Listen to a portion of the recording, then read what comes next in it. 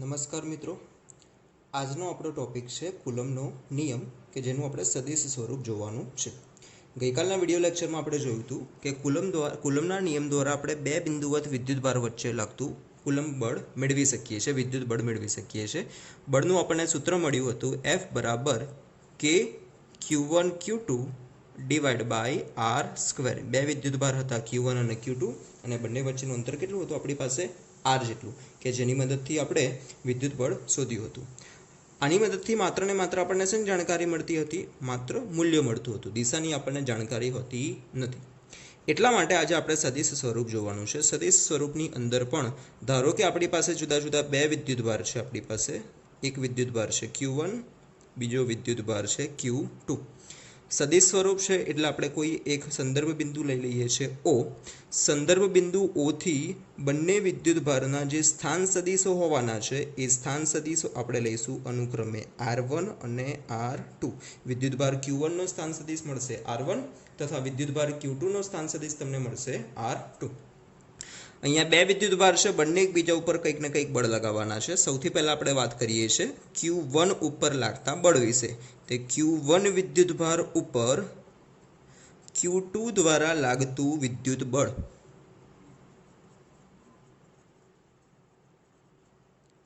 એને આપણે સંકેતમાં દર્શાવવાના છે F. જેના ઉપર બળ લાગે છે પહેલા, જેના દ્વારા લાગે છે પછી, અને સદિશ છે એટલે આપણે ઉપર વેક્ટરની સાઇન કરીશું. આવી જ રીતે જે સેકન્ડ બળ હશે કે Q2 વિદ્યુતભાર ઉપર Q1 વિદ્યુતભાર દ્વારા લાગતું વિદ્યુત બળ, એનો આપણે સિમ્બોલ આપીએ છીએ F. કોના ઉપર લાગે છે? 2 ઉપર. કોના દ્વારા? 1 દ્વારા. એટલે એનો સિમ્બોલ થવાનો છે F21. અહીં આપણે સ્થાન સદિશની વાત કરીએ તો Q2 થી Q1 તરફના સદિશને R12 વડે દર્શાવેલો છે. કોનાથી કોના તરફ? Q2 થી Q1 તરફ. એટલે કે આ તરફનો જે સ્થાન સદિશ હશે એને આપણે શેના વડે દર્શાવેલો છે? R12 વડે દર્શાવેલો છે. અને એ જ આને R12 તમારે મેળવવો હોય તો R12 તમે મેળવી શકો. R12 that is equals to R1 minus R2. જેમ તમે 11માની અંદર સદિશના ત્રિકોણના સરવાળાની રીત જોઈ હતી એ જ મદદથી આપણે આ મેળવી શકીએ છીએ કે વેક્ટર R12 બરાબર R1 minus R2. આવી જ રીતે Q1 થી Q2 તરફના સદિશને આપણે દર્શાવીશું R21 વડે. R21 ઇક્વલ્સ ટુ છે R2 minus R1. એટલે બંને R12 સદિશ અને R21 સદિશ બંનેની દિશા કેવી છે? પરસ્પર વિરુદ્ધ છે. હવે આપણે કોઈ પણ બેમાંથી એક બળનું પહેલા મૂલ્ય મેળવીએ છીએ. સૌથી પહેલા આપણે વાત કરીશું બંનેનો જે એકમ સદિશ છે R12 અને R21, તો એની દિશાને આપણે એકમ સદિશ મેળવી લઈએ. એટલે કે R12 કેપ. R12 કેપ બરાબર શું થશે? આપણને આગળ 11મા ધોરણમાં આવતું હતું આપણે કે કોઈ પણ સદિશની દિશાનો જો તમારે એકમ સદિશ મેળવવો હોય તો તે સદિશ કયો સદિશ છે? R12 સદિશ, કે જેને આપણે દર્શાવીએ છીએ R1 minus R2 વડે ડિવાઈડ બાય તે સદિશનું મૂલ્ય. સદિશના મૂલ્યને આપણે અત્યારે દર્શાવીએ છીએ R12. આવી જ રીતે જે R21 કેપ તમારે મેળવવાનો છે એ R21 કેપ તમને મળશે R2 minus R1 divided by R21. અહીંયા યાદ રાખવાનું કે બંને સદિશનું મૂલ્ય એક સરખું છે. R12 બરાબર થવાનું છે R21. બંનેનું મૂલ્ય કેવું છે? એક સરખું, પરંતુ દિશા કેવી છે? પરસ્પર વિરુદ્ધ તરફની છે. તો હવે આપણે જોઈશું બેમાંથી કોઈ પણ એક બળની ગણતરી આપણે કરીએ છીએ. બળની ગણતરી કંઈક આ પ્રમાણે છે.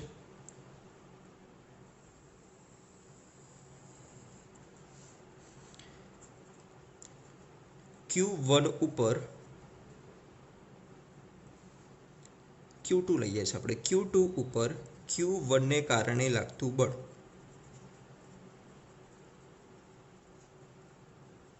કયું બળ લઈએ છીએ? Q2 ઉપર Q1 ને કારણે લાગતું બળ, કે જેની સિમ્બોલ થશે Q21. વેક્ટર છે એટલે F21. આ જ સૂત્રની મદદથી એનું સૂત્ર મેળવવાનું છે આપણે. સૌથી પહેલા આવશે કે બંને વિદ્યુતભારનો મૂલ્યનો ગુણાકાર Q1 અને Q2 ડિવાઈડ બાય અંતર બંને વચ્ચેનું છે R, તો આ થશે R², બટ અહીંયા F21 છે એટલે અહીંયા થઈ જશે R21 નો સ્ક્વેર, અને બાજુમાં એના સદિશનો એકમ સદિશ અથવા તો આપણે જોઈ શકીએ છીએ કે R21 કેપ તમને મળશે. તો F21 બરાબર થશે કે Q1 Q2 અપોન R², બસ જસ્ટ દિશા માટે આપણે એ દિશાનો એકમ સદિશ એટલે શું મેળવીશું આપણે R21 જેટલું મેળવેલું છે. તો આની અંદર જોઈએ આગળ તો કે Q1 Q2 divide by R21 no square. હવે R21 છે એની જગ્યાએ R21 જ રાખીએ છીએ, બટ જે R21 એકમ સદિશ છે એની મૂલ્ય આગળ આપણે મેળવેલું છે, આ સૂત્ર છે એ અહીંયા કિંમત મૂકીએ કે R21 છે એટલે થશે R2 minus R1 divide by બંને વચ્ચેનું મૂલ્ય છે R21. અહીંયા R21 નો સ્ક્વેર છે, અહીંયા R21 છે એટલે બંનેનો ગુણાકાર થશે. તો ફાઇનલી તમને ઇક્વેશન કંઈક આ પ્રમાણે મળશે કે Q1 Q2 R2 minus R1 divide by R21 નો ક્યુબ. તો આ તમને શેનું સૂત્ર મળ્યું છે? F21 નું સૂત્ર મળેલું છે. હવે આ સૂત્ર પરથી તમે જોશો તો તમને ખબર પડશે કે આ F21 એટલે કે બળની દિશા કોના ઉપર આધાર રાખે છે? આ સ્થાન સદિશની દિશા ઉપર આધારિત છે. જ્યારે બંને સજાતીય વિદ્યુતભાર હશે, આ સૂત્ર ઉપર આપણે બોક્સ બનાવીએ છીએ, અગત્યનું છે.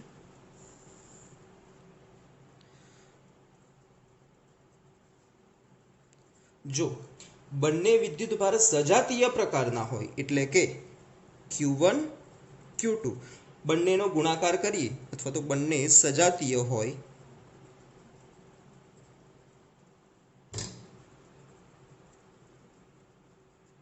તો શું થવાનું છે? Q1 અને Q1 નો ગુણાકાર કરશો તો તમને કેવી સંખ્યા મળશે? ધન મળશે કે ઋણ મળશે? એ આપણને ધન સંખ્યા મળવાની છે, કેમ કે બે ધન અથવા તો બંને ઋણ હશે તો પણ ગુણાકાર કેવો મળશે આપણને? ધન. એટલે કે F21 ની દિશા એ કઈ તરફ? R2 માઇનસ R1, એટલે કે તમે લખી શકો છો કે R21 ની દિશામાં જ મળે.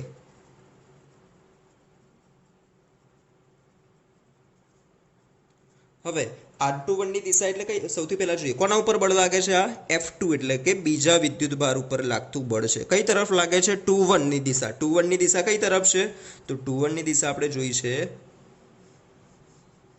2 થી 1 તરફની દિશા, અને R21 છે એની દિશા છે R2 માઇનસ R1, કે જે તમને દર્શાવે છે કે Q1 દ્વારા Q2 ઉપર જે બળ લાગે છે કઈ તરફ જાય છે? Q2 થી દૂરની તરફ જાય છે. એટલે કે Q1 એને કઈ તરફ બળ લાગે છે? પોતાનાથી દૂર ધકેલે છે.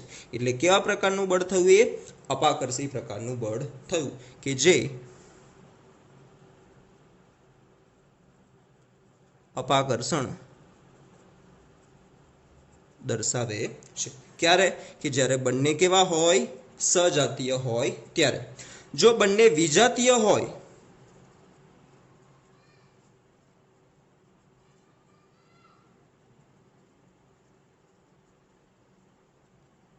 તો શું થશે? Q1 અને Q2 બંનેનો જ્યારે અહીંયા ગુણાકાર કરશો આ સૂત્રમાં તો એક સંખ્યા ધન છે, બીજી સંખ્યા ઋણ છે, તો ધન અને ઋણ સંખ્યાનો ગુણાકાર હંમેશા કેવો મળશે? ઋણ સંખ્યા. દેટ મીન્સ કે F21 ની દિશા એ આના કરતાં આગળ નેગેટિવ આવશે. દેટ મીન્સ કે દિશા કેવી છે? આના કરતાં વિરુદ્ધ દિશામાં છે. એટલે આપણે લખી શકીએ કે F21 ની દિશા R21 ની દિશાની વિરુદ્ધ તરફ મળે અથવા તો વિરુદ્ધ દિશામાં મળે. ચલો હવે R21 ની દિશા કઈ તરફ હતી? આ તરફ હતી. તો એનાથી વિરુદ્ધ દિશા એટલે કઈ તરફ જાય? આ તરફ. એટલે જો Q1 અને Q2 બંને વિજાતીય હોય તો આપણને ખબર છે કે વિજાતીય વિદ્યુતભાર વચ્ચે શું થવાનું છે? આકર્ષણ થવાનું છે. તો Q1 જે બળ લગાવે છે આ બળની અસર હેઠળ Q2 ક્યાં આવશે? નજીક આવશે. તો આ નજીકની તરફ લાગે છે બળ. તો જ્યારે બંને વિજાતીય હશે તો એની દિશા F21 ની દિશા R21 ની દિશાથી વિરુદ્ધ તરફ તમને મળી છે. આ R21 ની દિશા છે અને આ એનાથી વિરુદ્ધ તરફની છે. તો કે જે શું દર્શાવે છે આપણને? આકર્ષણ દર્શાવે છે। તો આ વાત થઈ કે Q2 વિદ્યુતભાર ઉપર Q1 ને કારણે લાગતું બળ। જો આ બંને કિસ્સાઓને આપણે આકૃતિ દ્વારા સમજવાનો પ્રયત્ન કરીએ તો આકૃતિ પરથી સૌથી પહેલાં કે બંને જ્યારે સજાતીય હોય છે, વિદ્યુતભાર છે Q1 અને બીજો વિદ્યુતભાર છે Q2। અહીંયા પહેલો કિસ્સો છે બંને સજાતીય છે। સજાતીય છે દેટ મીન્સ કે બંનેનો ગુણાકાર જે છે Q1 ઇન્ટુ Q2 આ મૂલ્ય તમને કેવું મળવાનું છે? ધન મળવાનું છે। એટલે કે Q1 Q2 કેવા છે? Greater than 0। હવે ગ્રેટર ધેન 0 છે તો આપણે જોયું છે કે સજાતીયના કિસ્સાની અંદર F21ની દિશા કઈ તરફ છે? R21ની દિશામાં જ આપણને મળે છે। R21ની દિશા કઈ તરફ છે આપણે જોઈ લઈએ કે જે R21 છે એની દિશા છે Q1 થી Q2 તરફ, એટલે કે આ દિશામાં છે આપણી R21ની દિશા। અને આની અંદર જે આપણે બળ લાગે છે F21 એ F21 આપણને કઈ તરફ મળ્યું છે? વિરુદ્ધ તરફ, એટલે કે એનીથી દૂરની તરફ લઈ જાય છે। આ તમને મળ્યું સદિશ F21 અને જે બીજું બળ તમને મળવાનું છે એ બળ આનાથી વિરુદ્ધ તરફ મળશે F12। તો આ કિસ્સો થયો કે જ્યારે બંને વિદ્યુતભાર સજાતીય પ્રકારના હશે તો બંને એકબીજા ઉપર દૂરની તરફ બળ લગાડશે। જો બંને વિજાતીય હોય એટલે કે એક ધન હોય અને બીજો ઋણ હોય એ કિસ્સામાં બળ આકર્ષી પ્રકારનું હોય છે। એટલે Q1 અને Q2 એક ધન છે અને બીજો ઋણ છે તો બંનેનો ગુણાકાર પણ કેવો મળવાનો છે? તમને ઋણ સંખ્યા મળવાનો છે। એટલે કે Q1 Q2 કેવો છે? બંનેનો ગુણાકાર લેસ ધેન 0 છે। તો આ કિસ્સામાં લાગતા બળ ઉપરના દિશા કરતાં વિરુદ્ધ તરફ મળશે કે ઉપરની તરફ જે F12 આ દિશામાં મળતું, આ કિસ્સામાં F12 તમને આ દિશામાં મળવાનું છે। જ્યારે જે બીજું બળ હતું F21 કે જે તમને આ દિશામાં મળતું હતું એ પણ હવે એનાથી વિરુદ્ધ દિશામાં મળશે, એટલે કે F21। પરંતુ આ ક્યારે છે? વિજાતીય પ્રકારના વિદ્યુતભાર હોય ત્યારે। આ કિસ્સામાં આપણે વાત કરી છે બળ F21ની, એટલે કે Q2 ઉપર Q1 દ્વારા લાગતું બળ। જો હવે આપણે બીજા બળની ચર્ચા કરીએ એટલે કે Q1 ઉપર Q2 દ્વારા લાગતું બળ,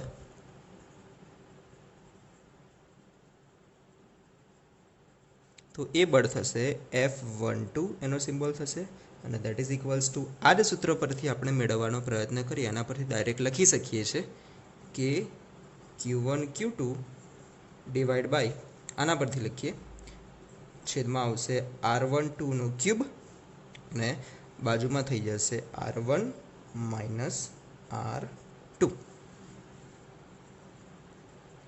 પરંતુ આપણે લખી શકીએ છીએ કે R1 minus R2 that is equals to negative of R2 minus R1 લખી શકીએ આપણે।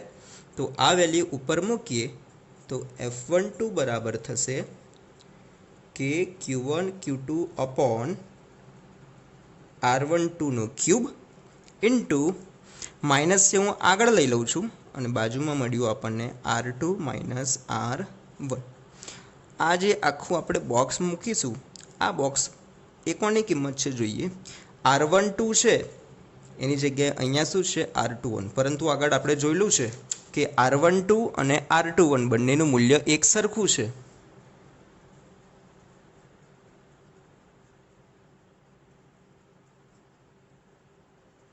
હોવાથી આ સૂત્ર આપણે કંઈક આ પ્રમાણે લખી શકીએ છીએ, F12 બરાબર માઇનસ કે Q1 Q2 divide by R21 નો ક્યુબ બ્રેકેટમાં છે R2 માઇનસ R1। તો આ જે સૂત્ર છે એની અંદર આપણે જે બોક્સ બનાવીશું આ બોક્સ આ સમીકરણ પરથી જુઓ તો આ કોની કિંમત છે? F21ની કિંમત છે। તો આ સૂત્ર આપણે અહીંયા કિંમત આમાં મૂકીએ તો બોક્સની જગ્યાએ આપણે લખી શકીએ છીએ F21। તો આ તમને કિંમત મળી F12ની। તો આ આપણને Q1 વિદ્યુતભાર ઉપર Q2 વિદ્યુતભાર દ્વારા લાગતું બળ મળ્યું। આ દર્શાવે છે કે જે Q1 ઉપર Q2 દ્વારા જેટલું બળ લાગશે એટલા જ મૂલ્યનું બળ Q2 ઉપર Q1 લગાડે છે, પરંતુ બંને બળની દિશા કેવી છે? પરસ્પર વિરુદ્ધ તરફ. એટલે આપણે કહી શકીએ છીએ કે આ જે કુલમ્બનો નિયમ છે એ પણ ન્યૂટનની ગતિના જે ત્રીજો નિયમ હતો કે આઘાત અને પ્રત્યાઘાત, એ જ વસ્તુ અહીંયાનું પાલન કરે છે કે કુલમ્બનો નિયમ પણ ન્યૂટનના ગતિના ત્રીજા નિયમનું પાલન કરે છે. તો આ સમગ્ર વસ્તુ આપણે કુલમ્બના નિયમનો સદિશ સ્વરૂપ જોયું. આગળનું હવે આપણે જોઈએ છીએ કે એક્ઝામ્પલ, જે છે ઉદાહરણ નંબર 3. પ્રશ્ન કંઈક આપણને એવો કર્યો છે કે એક પ્યાલામાં પાણીનું દળ 250 ગ્રામ હોય તો તેમાં કેટલા ધન અને કેટલો ઋણ વિદ્યુતભાર છે. ધન અને ઋણ વિદ્યુતભાર આપણને પૂછેલું છે. ચલો હવે ધન વિદ્યુતભાર કોને કારણે હશે? આપણે જાણીએ છીએ કે ધન વિદ્યુતભાર એ પ્રોટોનને કારણે હશે. ઋણ વિદ્યુતભાર કોને કારણે હશે? તો એ ઇલેક્ટ્રોનને કારણે હશે. તો સૌથી પહેલાં આપણે એ જાણવું જરૂરી છે કે આ પાણીના પ્યાલાની અંદર પ્રોટોનની સંખ્યા કેટલી છે અને ઇલેક્ટ્રોનની સંખ્યા કેટલી છે. હવે પ્રોટોન અને ઇલેક્ટ્રોનની સંખ્યા કોના ઉપર આધારિત છે? પાણીનું જે એક અણુ હશે એ અણુની સંખ્યા ઉપર આધારિત છે. પાણી માટે એક વસ્તુ આપણને ખબર છે કે પાણીનો જે અણુભાર છે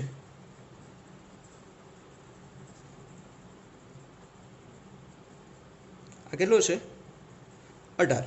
એટલે કે 18 ગ્રામ પાણી આપણે લઈએ છીએ, દેટ મીન્સ કે એ કેટલું છે? કેટલું થવાનું છે? 1 મોલ થવાનું છે. અને આ 1 મોલ હોય તો 1 મોલ પાણીની અંદર રહેલા અણુઓની સંખ્યા એ તો ફિક્સ છે. કેટલી છે? એવોગેડ્રો અંક જેટલી, એટલે કે Na જેટલી તમને મળવાની છે. ફરીથી પાણીનો અણુભાર છે 18 ગ્રામ પ્રતિ મોલ, એટલે 18 ગ્રામ પાણીમાં કેટલો મોલ હોવાના છે? 1 મોલ. અને 1 મોલની અંદર રહેલા અણુઓની સંખ્યા છે Na જેટલી. આપણી પાસે 18 ગ્રામ નથી. કેટલું ગ્રામ પાણી છે? 250 ગ્રામ. તો માટે 250 ગ્રામ પાણીમાં અણુઓની સંખ્યા એ કેટલી મળશે? 250 ગુણ્યા Na ભાગ્યા 18. એટલે 250 ભાગ્યા 18 ગુણ્યા Na જેટલી અણુઓની સંખ્યા મળવાની છે. હવે આપણે વાત કરીએ પાણીના એક અણુની, તો પાણી માટે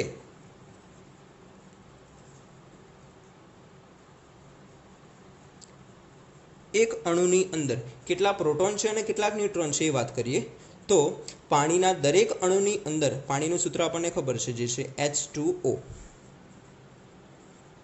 એટલે કે હાઇડ્રોજનના 2 પરમાણુ હશે અને ઓક્સિજનનો કેટલો છે? 1. તો આ બનવાનું છે H2O. હાઇડ્રોજન પાસે કેટલા પ્રોટોન અને ઇલેક્ટ્રોન હોય છે? 1 પ્રોટોન અને 1 ઇલેક્ટ્રોન. ઓક્સિજન પાસે કેટલા છે? 8 પ્રોટોન અને 8 ઇલેક્ટ્રોન. તો ટોટલ એક આખા H2O ના અણુની વાત કરીએ તો કેટલા પ્રોટોન થશે? 1, 1 અને 8. એટલે ટોટલ થશે 10 પ્રોટોન અને બીજા થશે 10 ઇલેક્ટ્રોન. એટલે કે 10 પ્રોટોન અને 10 ઇલેક્ટ્રોન આવેલા છે. માટે 250 ગ્રામ પાણીમાં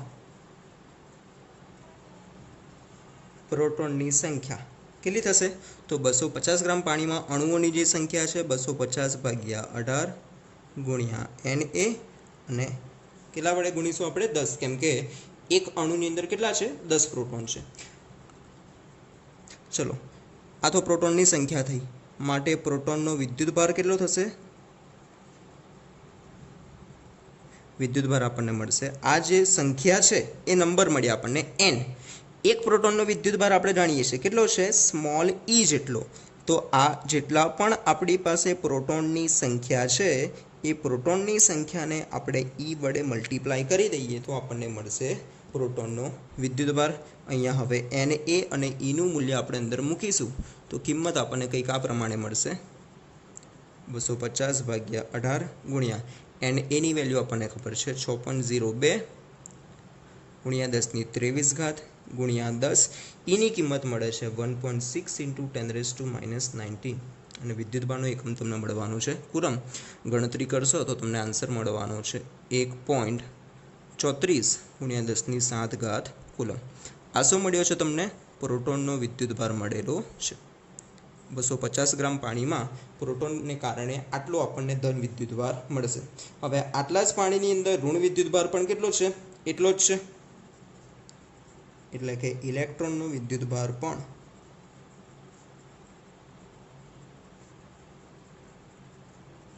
પ્રોટોન જેટલો જ કેટલો છે? 1.34 ×